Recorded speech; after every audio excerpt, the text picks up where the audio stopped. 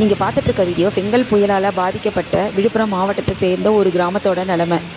இந்த மாதிரி கடலூர், திருவண்ணாமலை போன்ற மாவட்டங்களில் இருக்கிற கிராமங்களும் இந்த மாதிரி நிலைமை தான் நீடிச்சிட்டு இருக்கு. நவம்பர், டிசம்பர் வந்தாலே நம்ம எல்லாருக்குமே ஒரு பயம் இருக்குது. என்ன ஆக போகுது அப்படின்னு சொல்லிட்டு, எந்த மாவட்டத்துக்கு என்ன ஆக போகுது அப்படின்னு சொல்லிட்டு நம்ம எல்லாருமே நம்ம பயப்படுறோம்.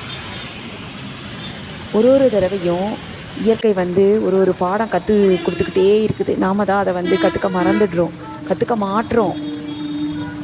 ஒரு தடவையும் நம்ம கரெக்டாக ஏரி, குளம் எல்லாம் நம்ம கரெக்டாக தூர்வாரி கரெக்டாக வச்சுருந்தோம் அப்படின்னா, இந்த மாதிரி ஏரி, குளம் உடையறதெல்லாம் நம்ம கூடுமான வரைக்கும் நம்ம தவிர்க்கலாம். நீரை நம்ம வேஸ்ட்டாக கடலுக்கு போகாமல் நம்ம நீரை விவசாயத்துக்காக நம்ம சேமித்து வைக்கலாம். இதை ஒருத்தரும் கொஞ்சம் பொறுப்போட நம்ம செயல்பட்டோம் அப்படின்னா, இந்த மாதிரி ஒரு பேரழிவை நம்ம தடுக்கலாம்.